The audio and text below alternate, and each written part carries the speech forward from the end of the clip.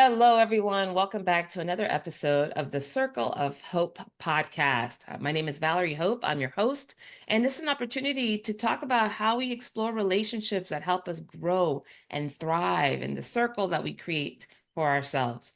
I have a fantastic guest. You are not going to guess how long this guest and I have been connected. My buddy here, Rahim Saafir. He and I have been, oh my gosh, Rahim, I want to say we've known each other for 20 years. Exactly since 6 March 2006.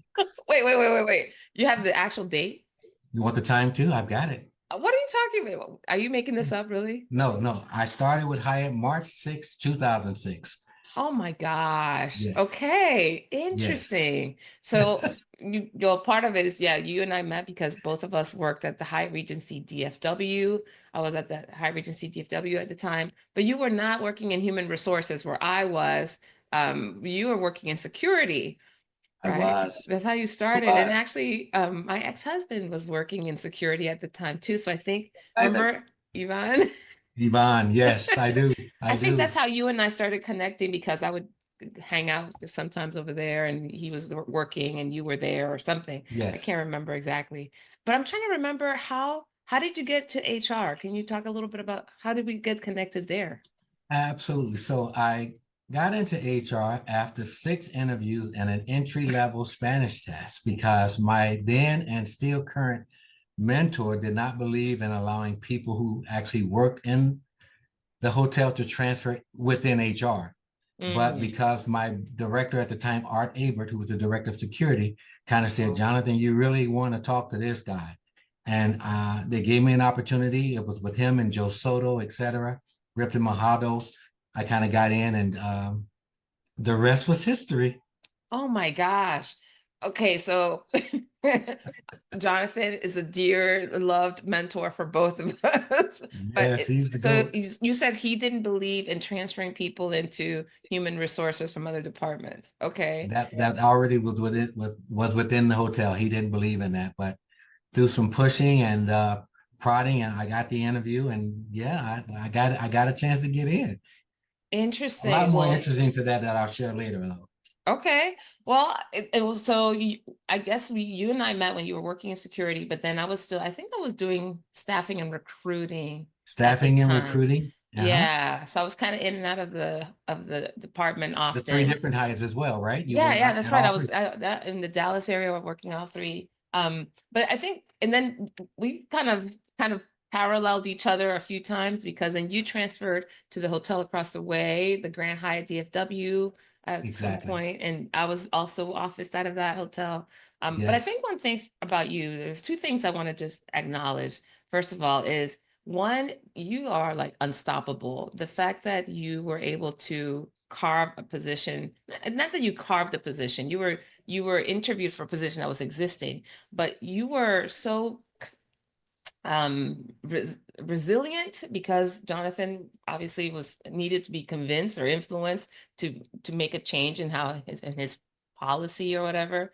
You were so well connected that Art, your supervisor, he was like the gate opener for you just to make sure that, hey, this person needs to have an opportunity. So somehow you connected with him too. And the fact that even as I've seen you and we've connected over the last 20 plus years, the opportunities that you have given other people, like you're a gate opener for other people too. So I like, how does that happen? Where does that come from, Rahim? It's for me, I my adage is it's always better to give than to receive. So, in order to receive a blessing, right?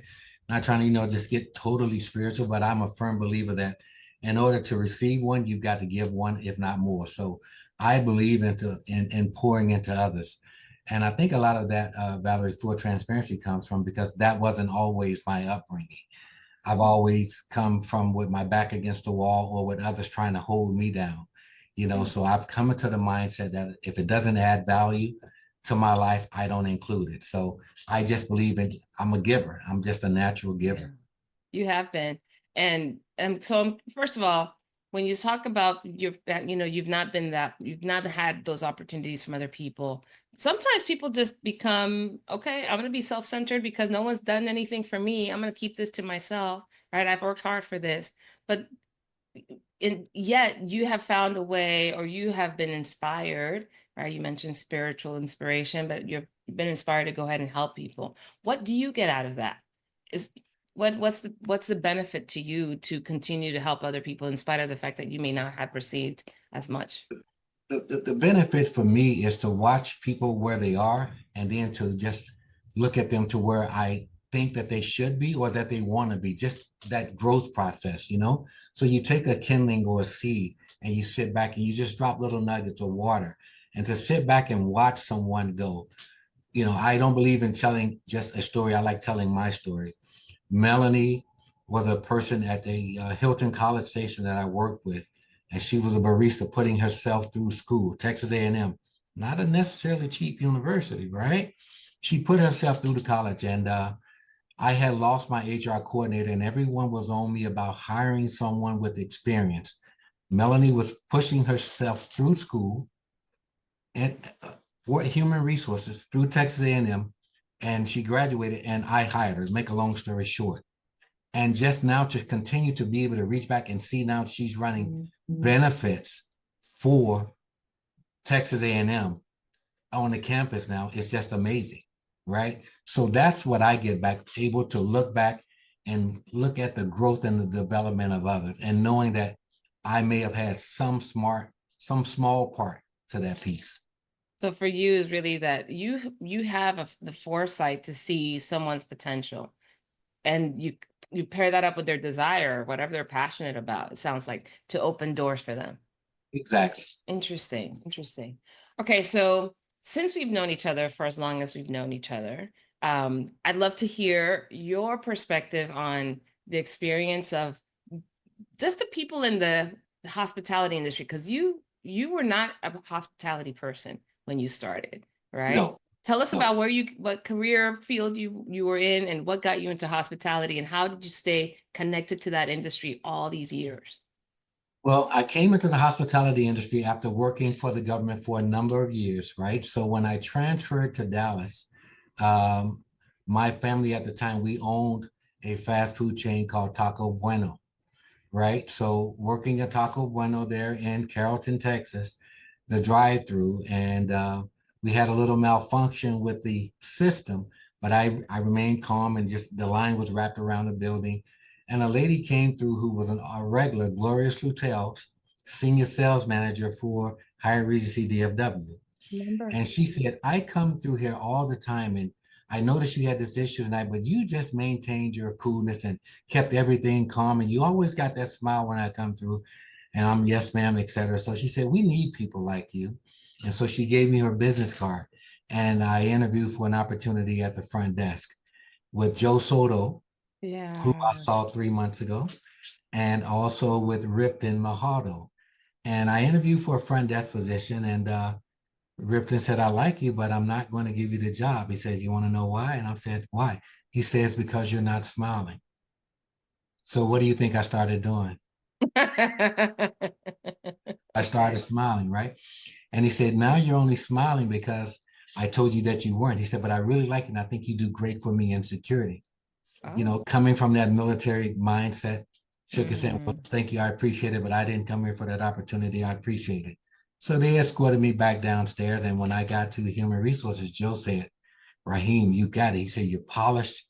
Get your foot in the door. You know, just get your foot in the door. Needing and wanting a job and not wanting to continue in that industry with Taco Bueno, I joined the Hyatt Regency DFW as a security officer. Okay, so I didn't know this story. I didn't know. Okay, first of all, I didn't know that you'd come into a front desk position. But Yes. first, that Gloria met you at a drive-through. So, like, talk about the power of networking. So this client, this customer coming through drive-through just saw your potential, your Yes. attitude in the face of some difficulties, and said, "Hey, why don't you come and interview for this position?" Ripton, seeing that your demeanor was not one, like, because to be honest, in front desk, that's the first place that most customers and guests get to see the client. So we always were looking for people that were just more naturally bubbly, or, seemed to be a bit more expressive. So you not smiling, he thought that you'd be good in security. So what was it about security, or what was it about that comment that he made that made you at first say, nah, that's not where I see myself? I didn't Well, interview for that. Why? I hadn't done much research on the job. I didn't internalize the description. I didn't necessarily know. Okay. You're right. I mean, you can take it for face value, Okay. hotel security, okay, right? But I had did my research on the front desk position, and that's Ah. what I went there for. And being headstrong, like this is what I came, this is what I need to get. But also knowing that I didn't want to stay in that industry of fast food, but still would be able to reap the benefits because we owned it. I took a leap of faith and jumped into an industry that I didn't necessarily know anything about. Okay, so you were just prepared for, and because you were prepared, there was a bit of attachment to, I came here for a front desk opportunity. That's what I'm looking at. Yeah. So let's talk about Joe now, because and look, I think part of it is, as you're saying this, I think there's so many people that could relate to this story, that sometimes we have our heart set on something, we've prepared for something, we think this is the way it's supposed to go, but then we have like these angels that come and go, no, stop. This is why you're here, right? And it sounds like Joe pausing and saying, hey, Rahim, get your foot in the door. This is a good place to go. What was it that made you trust Joe versus what Ripton said?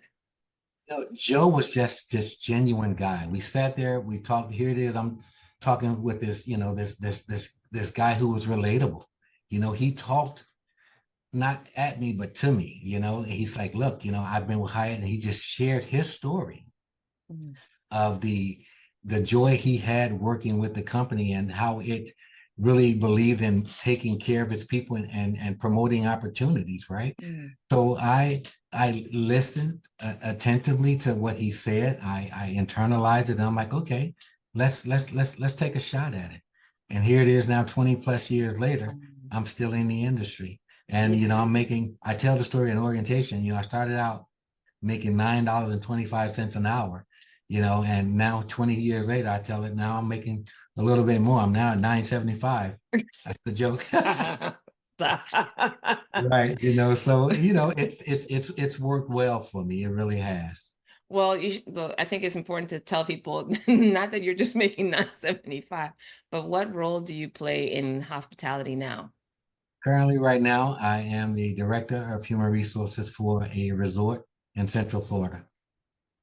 Who would have thought, right? 20 years ago, starting, from the Taco Bell drive-through experience, having been in the military and government work, and all of that evolved into, now you're the one that's, gatekeeping for other people. um, Exactly. every time you and I talk, it seems that you're always looking for an opportunity to help me. Not help me, in anything specific that I asked for, but you're like, oh my gosh, Valerie, I want to introduce you to this one person, or I want to do this one thing for you. I think it would be helpful if I could find a way to connect you with so and so. So I'm curious about, what is it that you look for or sense in people or see in people that makes you want to connect them to someone or some opportunity? Like what are you sussing out? I could speak to that, and it would just depend on, like you say, people. But I'm going to speak to you. With you from day one, you've always been very genuine. You've been very caring, and you've always been one that's always on the prowl. And let me define that: on the prowl, Please. looking for the next opportunity to grow, not the next opportunity to grow with this, Sure. but to grow with that. I'm going to make you chuckle for a second, because we would always challenge each other. Well, what book are you reading? We Right? did. I don't We remember did. We that. would ask you, well, what book are you reading? Because you were always into something, trying to further Mm, knowledge, right? And then you would take that and turn around and try to help others, whether it be English speaking or mhm, Spanish speaking, because you're versed in both languages, right? mhm, So that's how our connection. And when we talk, like you said, it's always, I'm thinking about, well, how can what your gift is pour into someone else? So I'm mm. trying to look at people that's looking for coaching and development. And you've done the same with me. I believe the guy name was Greg, he was out of Houston, and you paired me up with him when I was in Stamford, Connecticut, and he had to do so many pro bono sessions to become Oh, coaching. Yeah, yeah, certified, yeah. right? Yeah, Yeah. okay, not bad for a 50 something Not year. bad. And so just in talking with that guy, you know, whether I was helping him or he was helping me, but he helped me to gain a job with the city of Tampa when I was Oh, leaving Connecticut, coming back into Florida. You know, wow. just with the positivity and the encouragement that he gave. So circling back to you, I always do that because you always do that for others. So I Wow. always want to kind of just return the favor to you. Thank you. And I don't know if I don't ever think of it in terms of like doing a favor for someone. I think because you are so giving and you're a hard worker. I think that's the other thing I think about. People want to connect people that know that I don't want to say like they deserve it, but that we see that they care, we see that there's passion. You know, I have an opportunity to meet a lot of different people, and I know that there are times when I'm like, this person doesn't seem to care enough for me to go out of my way. Do you ever have that experience? Yes. Yeah. How do you deal with that? You know, so some people, they, like you say, they just don't want to go out of their way. I take people for face value for the most part, right? Mm, But okay. when I look at them, I also try to, scratch beneath the surface to see what's really driving him or her or them, right? Mm, And just some people would just write, I call it bluff, bottom line up front, let you know that, this is what I'm dealing with, this is who I am, and there's no yeah. pivoting. But others, when you really make that connection and scratch beneath the surface, you can find out, where you both are or where it is that they want to be, and you can kind of help to navigate that piece. But Yeah. it only comes through genuine and truthful conversation, Yeah. transparency, Yeah. right? Yeah. Yeah. No, I think we have to be really clear about why we want to reach out and connect with somebody. You mentioned the word genuine a couple times. How do you know if somebody's genuine? You really don't until you really continue to have conversation and try to understand his or her emotional stability of what they're talking about, and try to make that connection and see how you guys can kind of wrestle, so to speak, to Yeah. kind of get to an understanding of how you both can be value added to one another, Mm, right? So if you come to me and saying that really this powder in this bag, it's just that I just can't take it for face value. I've got to kind of, I'm not going to put things to a test that's going to cause me any harm, but I really have to know through the conversation and the inner workings with another person where they're coming from before I really attach myself. When I interviewed for this job coming out of New York, one of the questions was asked, well, you've been doing so well here. Why now? I have many opportunities. I'm fortunate and blessed in that respect. But I'm a country boy and I use this country saying, I'm really careful now where I hook my which horse I connect my wagon to, because not every wagon is going to take you to that desired place that you want to be. It's capable of doing it, yeah. but it doesn't mean that it's going to just take you where you necessarily want to go with uninterrupted obstruction. Hmm. Be careful where you hit your wagon. And True. speaking of hitching your wagon, I think one of the other points of connection we had was when I discovered that you married a Panamanian woman, and I'm Mm-hmm. from Panama as well. So how did you get, how did you guys hitch up? Having at that time lived and worked in Panama, it was a unique experience. And we just met one afternoon at a little coffee shop, et cetera, and exchanged some conversation and had to brush up on my Spanish kind of quickly, and it all worked out really well. And, again, having been to Panama numerous times, love the country. Don't know when the last time you was there, but it's every time you go, it's changing. It is. I think I 20 in 2022, I went with my family and went, but we go as guests, we don't really feel as connected. Once my grandparents passed away in the 90s, it lost some of that family connection. I do have some cousins there and we connect every once in a while on social media, but yeah, it doesn't feel like home Yeah, no, as I much. understand. Would you I go back to understand. live there? I would consider it. I would, with the way that things are going current state right now, Yeah. nothing's off the table. Okay. Because you've moved around a lot. Like, so how do you maintain the connection with people and these relationships when you've moved all over the place? I think that once you establish a genuine connection with Yeah. someone, it's there, right? You made a reference earlier in our conversation before we went live. You and I may talk 2 or 3 times a year, but Yeah. when we pick up the phone, it's as if we were just talking last night, Yeah. right? And we have to make ourselves get off the phone because there's this thing called life, right? That we I got that a we meeting. right that we've got to get back to. So when I really find those true people, those genuine people that's within my circle, I take pride in trying to reach out, whether it be with a text or a phone call or through LinkedIn, just to say hello. Yeah, And you do that. when they pick up, even though it's been 8 months, 9 months, we pick up as if it was just yesterday. That's how you know it's real. Mm-hmm. That's how you know it's real. So, okay, so if somebody's listening here and saying like, "Oh, I don't have that kind of relationship with people. I don't think people are genuine with me often, or it's very hard to find. That's really challenging." Like, what? And you have kids as well. So, what do you teach others or teach even your children about, one, how to cultivate genuine relationships, and also how to discern whether somebody is being genuine?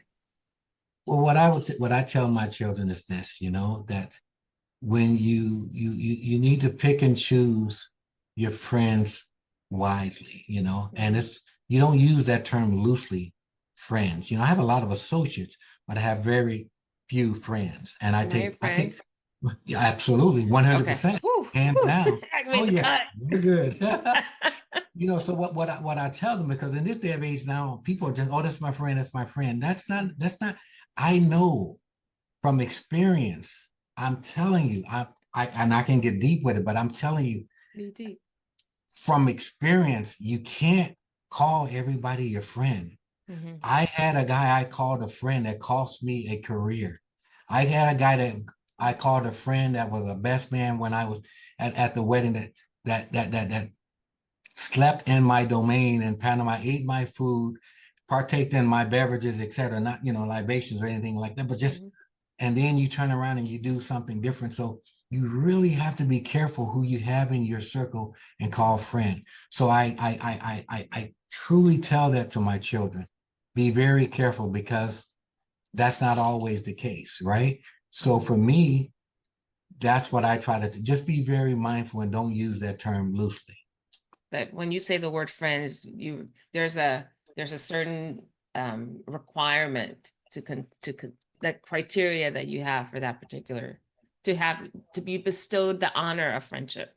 Yes, to Okay. bestow the honor. And again, it's, the friendship, it doesn't necessarily, I've got more friends that are closer to me than some of my own relatives. Yeah. Uh, 5 days after I turned 53, March, my birthday is 18, so it's like the 23rd or so, I went for a routine checkup, and I got that dreaded news. You got the big C, Hmm. right? You got cancer. I'm like, oh my, so I'm like, wow.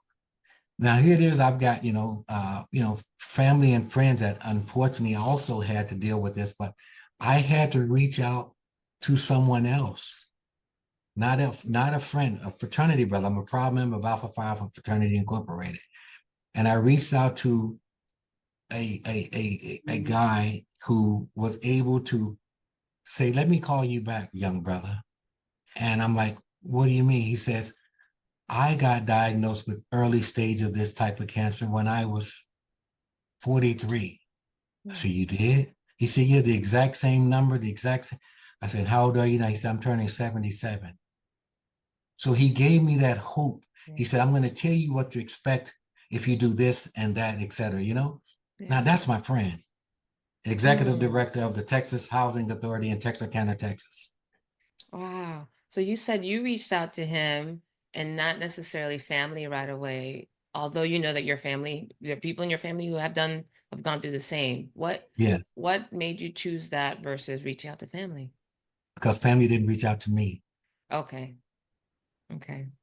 Family didn't reach out to me. Hmm. They knew what I was dealing with, but the call didn't come. So I'm dealing with it, right? Trying to maintain, but I've got a relative who was there with me, and and he put me in touch with this guy about this job at the housing authority because again, he was the executive director for the housing authority in Texarkana. And we just through small conversation, I'm like, well, I got my other interview tomorrow. Well, I start tomorrow is what it was. I said, but I got to go out to my doctor's appointment with my oncologist. Young brother, what's going on? And I told him, he's like, hold on, I'm gonna call you right back. I'm finishing an appointment myself. 20 minutes later, he called me from the car. Young brother, let me tell you. And he told me the story that I just told you. Wow. So, Okay. yeah. Yeah. I think, what I'm getting to, Rahim, as you're sharing, is how important you have put yourself out there for so many people. That's part of your nature to do so.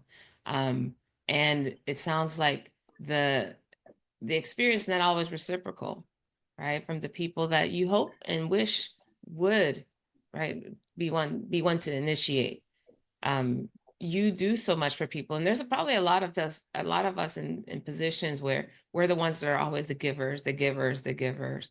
um, I think for me sometimes, I don't know what in this case, because what you're talking about, having this diagnosis, I'm sure creates a lot of fear and uncertainty, and there's a lot of other things that come along with your health. First of all, I just want to, just for people who are listening to, and for my own sake, how are you doing today? Well, there's a story behind that too. So, Really? March 23rd, I was diagnosed. I had it. February 16th, the following year, the Lord said, you know what, you've been good, so it's gone. Woo! Oh my gosh. Okay, good. All right. That way, I'm like, at least we can continue to talk about other things. I was like, I don't want people to feel that, oh my gosh, what's going on with this guy? Okay, so it's gone. Ah, Yes. amen to that. All right, cool. Amen. Amen. So yeah, so I'm wondering too, thinking about how do you then, I forgot what I was going to ask. It was such a beautiful question and I forgot. I got so verklempt. Um, the Let me think what I was going to ask about this. I don't remember. That's part of the postmenopausal phase of my life, I think. It's called, we're having a We're having season a moment. moment. um, no, but first of all, I'm so grateful that you are healthy, that you're able to continue to give. When it comes to family and friends and how we give, okay, I know where I was going with it. And this idea, this notion of having a reciprocal relationship with people. Like we give, and therefore and others give to us. That can be a bit tricky. And at least in my experience, I want to hear about your perspective, but I think in my experience, I have been, even since I was a kid, put in a position where I was more, I was given more responsibility. I think the expectation, I'm the middle child, if that means anything, but I have three brothers, and my parents put a lot of faith and responsibility on my shoulders that I would get things done. And part of it is my personality. And, like you were saying earlier, I'm a go-getter and I like to learn and like to apply what I learn and all those things. But I think unwittingly over time, over the years, right? Just decades and decades and decades of that programming for myself. And I would live up to the hype, right? This is kind of what I do. I also got to a point where I found doing things on my own, doing things for myself was almost more fulfilling than asking for support and asking for help. So I don't often reach out to people and say, hey, I need XYZ. It's not something that I've learned over the years to do more and more, especially as I've received coaching and I've done a lot of personal development work. But I'm finding that that's still an area that is not as easy for me. I like to kind of do things on my own, or I found like, I don't want to bother people. And there have been times when I'm disappointed because others haven't offered. My brothers and I talk about this all the time. I'm like, unless I say something to y'all, I'm like breaking down. Y'all, I need to ask for it. So I'm curious about how do you, how do you build the kind of relationships where people are more apt to offer or to give if I don't know if that's your situation where you've kind of been conditioned to also do for yourself, like I Well, you have, but know, yeah, if I if there's something out there that I need assistance or help or direction with, yeah, I will go you to do. a mentor or someone that I have within my circle to seek the guidance or the direction, right? Mm-hmm. Now, for those that I have been able to help in some shape, form, or fashion, and I see it and hear it from them that they are so appreciative and wanting to give back to me or do something for me, I tell them it's not about me. I don't want anything. What I want you to do is pay it forward.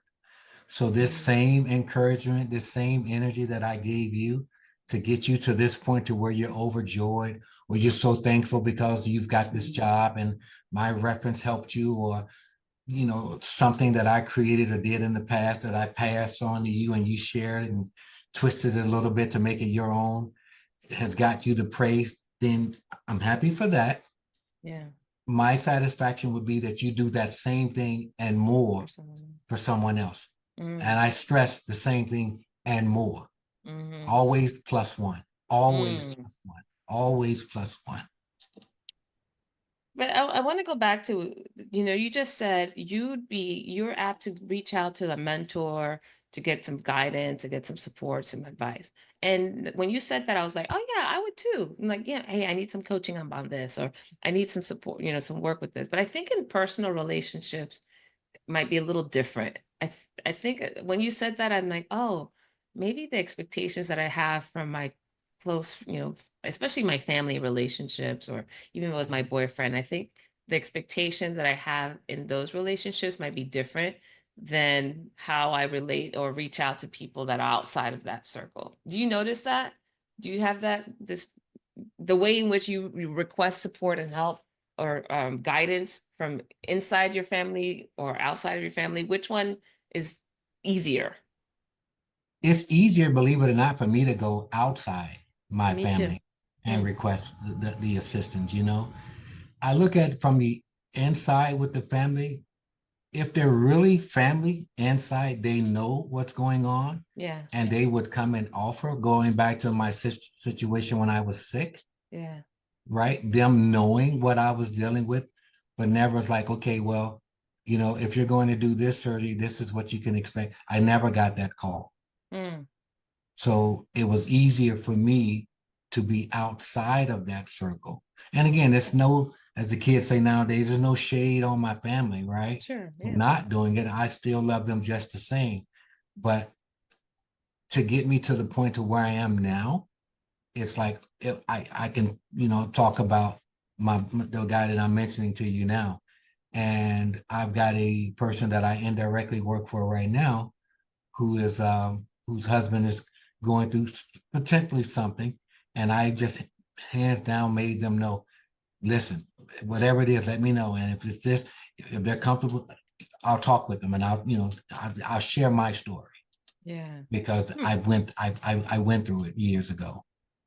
So for you, not having someone in your family reach out, actively connect with you, um, gave I don't, like you said, I get the no shade part of the family, the no shade to your family, but it was easier for you to reach out to someone that initiated that support. Um, Absolutely. but and I really want this to be a discussion because I'm sure that someone listening here probably resonate with what we're talking about. But I think with family, and I remember this because I've talked to my brothers about this. Even my boyfriend, that I'd like for them to anticipate the things that I need. Like I've had to actually ask for this. Like I'd like for you all to anticipate what I need versus me always having to ask for it, especially when they're as close as they are. Is that fair to ask for someone? Absolutely not. It's not? No, because you Okay. have to understand, in my Yeah, opinion, which I'm please. entitled to, we all perfect certain things, but one thing that we or I haven't perfected it yet, and I'm sure that your brother hasn't or Elva hasn't, they haven't perfected the art of reading your mind, right? So with that True. being said, they don't know what it is that you need until they know what you need. For me, Yeah. That's just for me. Yeah, you're wrong. No, I'm kidding. I'm kidding. No, okay, but real talk. I think part of my nature anyway is I'm very curious and I'm observant. And so I see patterns in how people behave. I see where people might need something. Like I'll give you a small example. I remember going to an airport and I was waiting for the rental car shuttle to come pick up this, there's a group of us that I wasn't with the group, but there were a group of us waiting for the shuttle. And it was interesting because as the shuttle came up, there was a gentleman who had, I don't know if something was about to fall or he was trying to get on the bus. Something was going on, and I can't remember exact details. But I noticed another gentleman who was not with him, at least from what I could tell, who positioned himself to almost like to either catch the guy or to grab the bag or something because they were on this like curb. And I noticed he just got into position and just kind of stood there while the man was maneuvering, getting his stuff on the bus. And it sounds so silly, but I was so moved just to see. And the guy never knew. Like the one that was trying to get all his stuff together, getting on the bus and the steps or whatever, he never knew what was going on behind him, that there was somebody that had his back, literally. And he didn't turn around and ask for help or anything. The guy behind him didn't say, "Hey, I got you." There was nothing. It was just like very quiet. I'm here in case something happens. And I think from me, when I notice people doing or going through certain things, I pay attention. I'm like, oh, it sounds like this person might need this. So I do anticipate needs for people. And I don't read their minds. I can't always get it right, but I'm like, is that too much to ask? No, okay. When you put it like that, I follow you. I'm tracking. You're right. When it comes to something like that, you anticipate the need. We're going to go back to our Hyatt days, and this is what they Okay. taught us when they talked about group hire, Yes, right? yes. Bring Greet it. GUPOT. Greet every guest. Use the guest name. GU. Provide options. Offer assistance. Thank the guest. Right. What? Yeah. So You you remember the remember service when you essential? taught you taught me that. I Okay. did. Yeah, I did. Right. So you remember, and it talks about how we want to be able to anticipate the guest needs. So Yeah. to your point with the example that you just gave, he saw the potential of the guy about to do that. That's great. Yeah. But if no one can read my mind, well, I'm 53. I just got diagnosed with prostate cancer. Somebody needs to read my mind and tell me, hey, I had it. Let me talk you through it. No one can do that. So it was up to me to say something. Now, my family, they got wind of it, so they could have picked up the phone and do something. But when I mentioned it to a friend, hey, can we talk tomorrow after this meeting because I've got my oncology.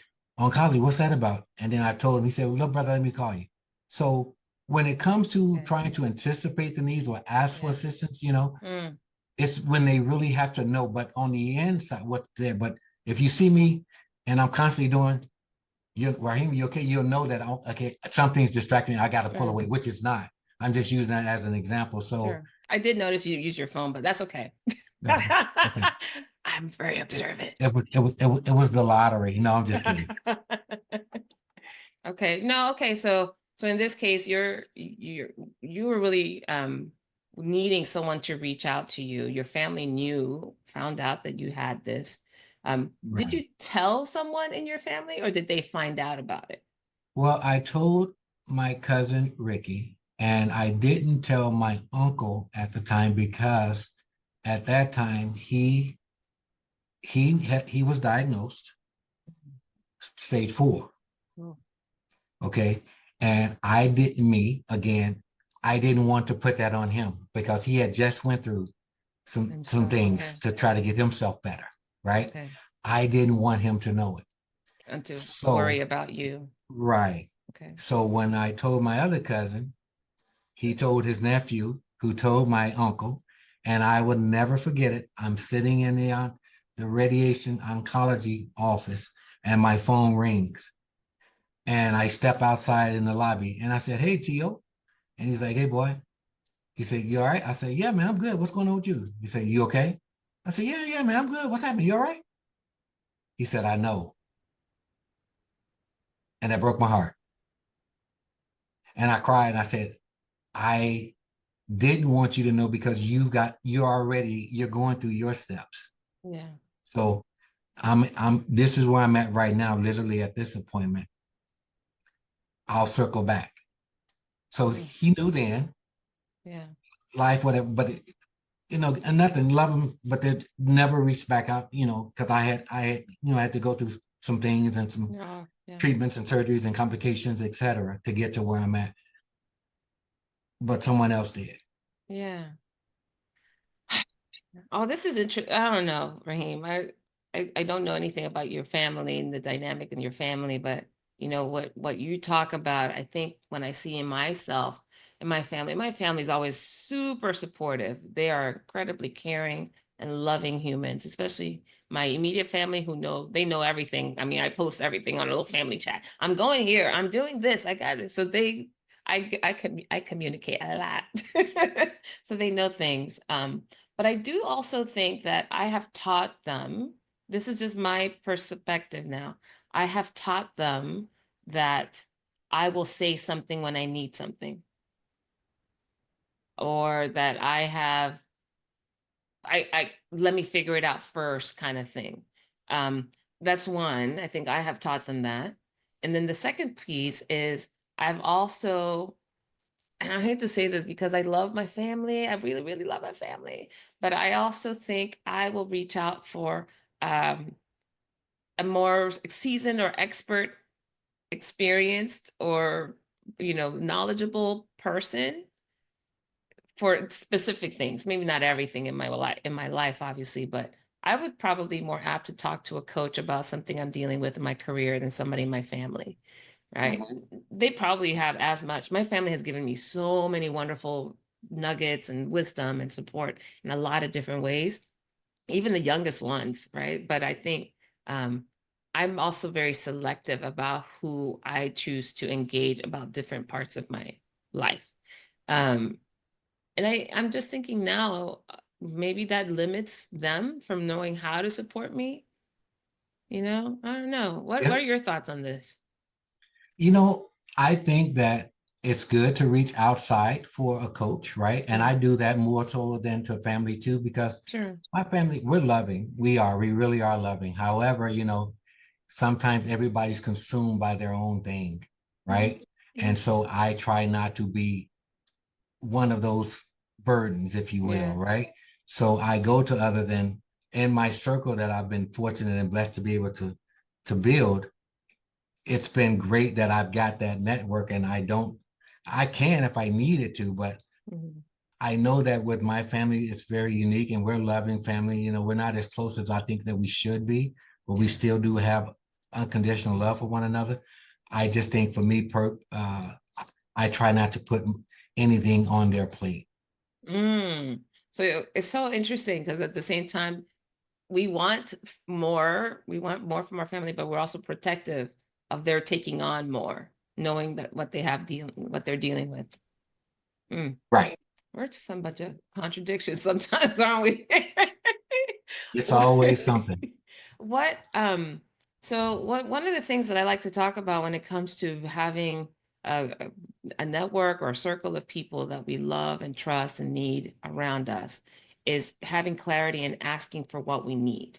So at this point in time, if we've already established that you're a giver, you're the one that often initiates connections and provides resources and opportunities for other people. That's your nature. You've always been that way.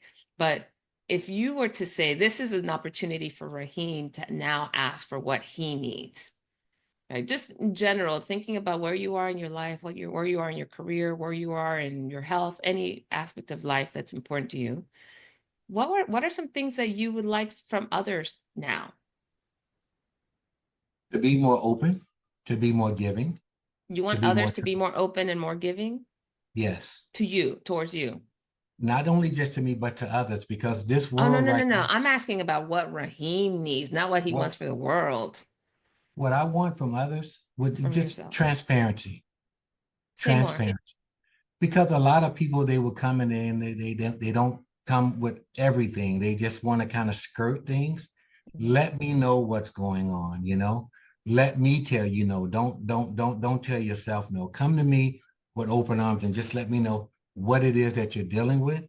Or for me, I want to know what I need is I just need full transparency so I can know what it is that's coming my way, if that makes Okay. any sense. Okay. A lot of times when I'm out seeking, I don't always know everything until I'm deep into it, if that makes any sense. Give me an example. So for example, for me, I like transparency. I like openness. I don't like Okay. people that have hidden agendas, Sure. and a lot of time, well, one time is one time too many for anyone to come and they're not just as open or genuine. It's fake. Okay. It's not genuine. I don't know what I don't know, if that makes any sense. So sometimes it's really difficult for me as I try to give and be there for others. What I would want is that exact same thing, and I don't always get that. Okay. So this is fascinating because I'm kind of listening as a coach now too, by the way. But what you're saying is, and you've said it throughout this entire conversation, how important it for you having a genuine, authentic, uh, honest relationship and communication is for you, right? Right. And when I asked, what do you need at this point in your life? You said, I want transparency, I want honesty. And it sounds like, at least from what I'm picking up, it sounds like that would be that helps you in order for you to prepare or to anticipate the things that need to happen once you know the full picture, right? And the information. But what I'm not hearing though is what specific actions would convey to you transparency. Like, for example, it's one thing to say I want transparency in our financial situation or whatever, but another thing to say I'd like for my son to call me at least once a week and check in and just let me know what's going on in his life. I'm just giving an example. So, what specific behavior would give you the level of transparency that you need? That's a good one. And I really,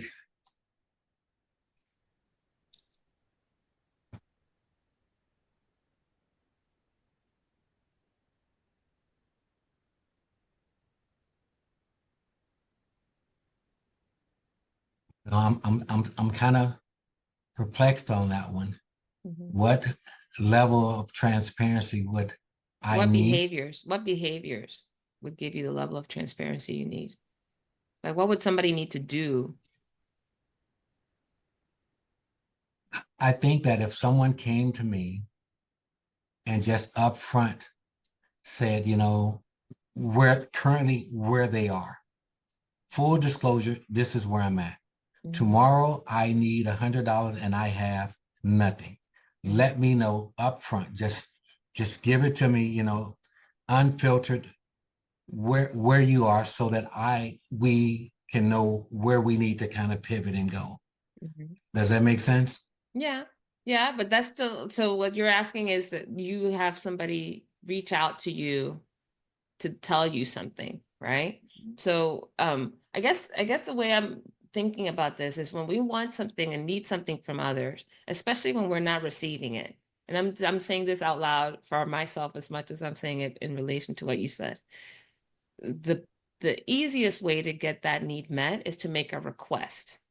But a request is not just the big picture, I want transparency. The request can't just be, I want anticipation, someone to anticipate, right? The request, an actionable request would be, hey, can you check in on me, once or twice a week? Just send me a text or call me. And I'd love to just have a conversation about what's happening this week or something. I think that specific request, and then someone can say, I don't think once a week is enough, or I think that's too much, or maybe every other week or whatever. You can negotiate that. But making a specific ask, I think, is what helps us get our needs met more That's so true. than just saying, I want honesty, I want transparency, or I want someone to anticipate my needs. What do you think about Sure. that?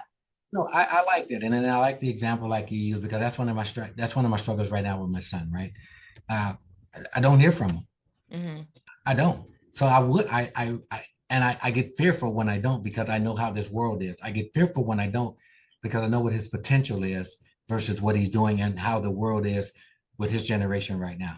So that would be something that I and again, you know, as you know, the good Lord is the witness that this is something that I've been dealing with for the past couple of days because you know I've been away, you know, doing some things. You know, I do some consulting from time to time, and I don't hear from him.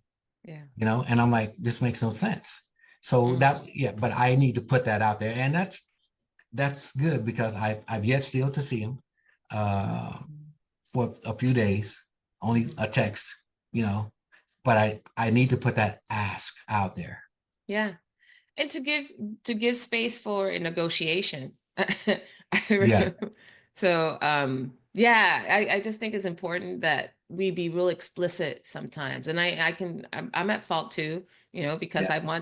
I anticipate a lot of people's needs and I pay attention to things it's not fair for me to expect that from other people and to test people if it's not meeting my expectation, right? I'm like, I like to test. you didn't see that I blinked twice and I shrugged my shoulder. You didn't pick up on that, right? I can't be that person, but I can make a Right. request and say, hey, this would be important to me. Yeah. Man, you know, we could talk all day, Rahim. This is so good. And I appreciate, first of all, your transparency and how genuine you are, one, about telling us about your diagnosis and the fact that you got the all clear, but also so much of your heart and the care that you extend to people so willingly and openly. So thank you so much for being No, it's here. been, I'm so you know, glad that we were connected after all these years. I want to give you your flowers now as well. You know, you have been, whether you know it or not, a true blessing. There's been many times that you and I reach out, and I'll call you, and you know, I'm struggling with things, or I was in between jobs, and you would reach out to your network, the Lisa Welches of the world, Mm-hmm. and you know, when you were starting with your podcast, I was giving you the Dr. Francois Bookers of the world, Yeah, yes, you right? did. So you Yeah. know, I want to give you that because there's never been a time, Valerie, that I pick up the phone and I dial your number that you don't answer. Mm-hmm. And when you answer with passion, you answer with concern and care. So I want to give you that right now as well. Thank you so much. You know, Francois, I totally forgot Francois Booker was your connect because she helped me establish that last podcast I did, Not Quite Strangers. Not I establish know. it, but she was one of the people that in that conversation with her, I'm like, I don't know who this lady is, but hey, Rahim told me to call you. Absolutely. And I love that you do that so willingly for people because who knew that a conversation with her would have sparked this whole creative you know, I was inspired to create because of it. And she also gave me some great validation that I needed. And she's been a guest on my podcast. And, you know, we've had connections since then. So thank you, Yeah, thank you, thank you, Rahim. Um, absolutely. I absolutely wish you the best. I will put your contact information in the link in case anybody needs anything from Rahim. You know where to find him because he's a giver. I'm here. I'm here. He's a giver. And then I hope and wish that anyone who listened to this episode that would like to have even more authentic, transparent conversations with family and friends or make requests, that you got some inspiration today from Rahim and from me. And I'm going to challenge us, Rahim, to make our requests explicit to the people we care Exactly. about, that we're not just holding them to an invisible standard or an unspoken expectation, that we really ask for what we need and start to train them In to the atmosphere. Put it in say, the atmosphere. You have to put it in yeah, the got atmosphere. to put it out there. Yeah, Absolutely. right, All right, right. everyone. Thank you so much for tuning in. Rahim, thank you so much, friend. Have a Absolutely. wonderful rest of the day, everyone. Thanks for joining me on this episode of The Circle of Hope. Don't forget to subscribe, follow, and share with someone in your circle. And if you're curious about the upcoming book, visit valeriehope.com for updates and extras. Until then, stay connected.